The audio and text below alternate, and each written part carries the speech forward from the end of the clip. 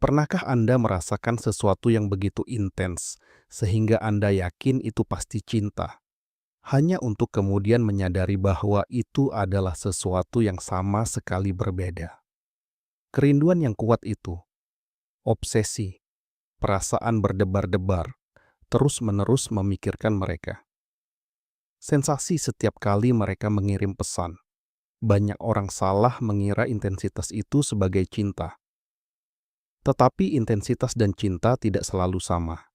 Nafsu bisa terasa eksplosif, mendesak, dan tak terlupakan. Cinta seringkali terasa lebih lambat, lebih stabil, dan lebih dalam. Dan menurut para peneliti hubungan seperti Dr. Helen Fisher, nafsu bisa menjadi tahap pertama ikatan romantis. Tetapi itu hanyalah permulaan, bukan keseluruhan cerita. Jadi bagaimana Anda tahu apakah yang Anda rasakan adalah daya tarik sementara atau sesuatu yang nyata yang dapat bertahan lama? Hari ini, kita akan membahas 6 perbedaan utama antara nafsu dan cinta, sehingga Anda dapat memahami emosi Anda dengan lebih jelas dan menghindari kebingungan antara daya tarik fisik dan koneksi emosional. 1. Keinginan fisik versus koneksi emosional nafsu biasanya dimulai di tubuh. Anda tertarik pada penampilan mereka, suara mereka, gaya mereka, sentuhan mereka, kehadiran mereka. Daya tarik terasa langsung dan kuat. Pikiran Anda terfokus pada keinginan. Cinta melangkah lebih jauh. Cinta bukan hanya menginginkan seseorang secara fisik, tetapi juga ingin mengenal mereka secara emosional.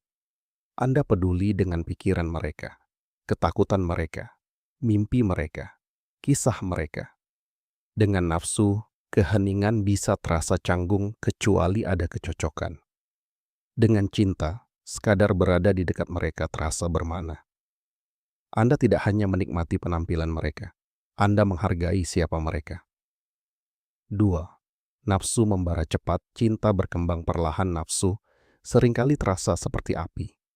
Cepat, panas, intens, menyenangkan. Tetapi banyak api padam dengan cepat. Cinta berbeda. Cinta berkembang melalui konsistensi, kepercayaan, pengalaman bersama, kesabaran, dan investasi emosional. Cinta semakin dalam seiring waktu, bukan memudar setelah kebaruan hilang. Inilah mengapa beberapa hubungan terasa luar biasa selama beberapa bulan pertama, kemudian runtuh setelah kegembiraan memudar. Jika hubungan hanya memiliki daya tarik yang menyatukannya, tidak ada fondasi yang lebih dalam di bawahnya. Nafsu dimulai dengan kuat, cinta tumbuh kuat. 3. Fantasi versus realita. Nafsu seringkali membuat orang mengidealkan. Anda membayangkan siapa mereka. Anda memproyeksikan sifat-sifat tertentu pada mereka. Anda mengabaikan tanda-tanda peringatan. Anda terikat pada gagasan tentang orang tersebut daripada orang yang sebenarnya. Itulah mengapa orang terkadang melihat ke belakang kemudian dan bertanya-tanya, apa yang sebenarnya saya lihat pada mereka? Cinta melihat dengan jelas. Cinta memperhatikan kekurangan dan tetap realistis. Cinta memahami bahwa tidak ada seorang pun yang sempurna. Cinta tidak membutuhkan seseorang yang sempurna untuk dapat sangat menyayangi mereka. Nafsu dibangun di atas imajinasi. Cinta bertahan dalam kenyataan. 4. Kekasih versus sahabat dalam nafsu. Dua orang mungkin memiliki chemistry, tetapi sedikit kedalaman emosional. Mereka menikmati kencan, menggoda, gairah, dan kegembiraan. Tetapi kesulitan dalam komunikasi, kepercayaan, atau kerentanan.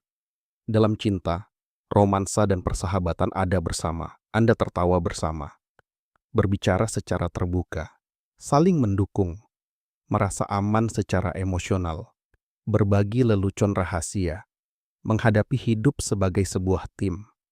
Cinta yang kuat biasanya mengandung persahabatan sebagai intinya.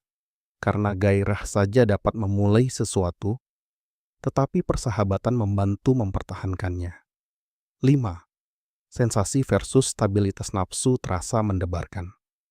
Nafsu dapat menciptakan lonjakan dopamin yang mirip dengan kegembiraan yang adiktif, antisipasi yang konstan, naik turunnya emosi, keinginan untuk lebih. Banyak orang menjadi kecanduan bukan pada orangnya, tetapi pada perasaan yang mereka ciptakan. Cinta terasa berbeda. Cinta seringkali terasa lebih tenang, lebih aman, lebih stabil, kurang dramatis. Dan beberapa orang keliru berpikir bahwa tenang berarti membosankan. Tetapi kedamaian emosional adalah salah satu tanda terkuat dari cinta yang matang. Nafsu memberi adrenalin, cinta memberi rasa aman. 6. Berfokus pada diri sendiri versus berfokus pada orang lain. Nafsu sering bertanya, bagaimana perasaan saya terhadap mereka? Apa yang saya dapatkan dari ini? Seberapa banyak perhatian yang mereka berikan kepada saya? Seberapa tertarik saya kepada mereka? Cinta mengajukan pertanyaan yang lebih dalam. Apakah mereka baik-baik saja?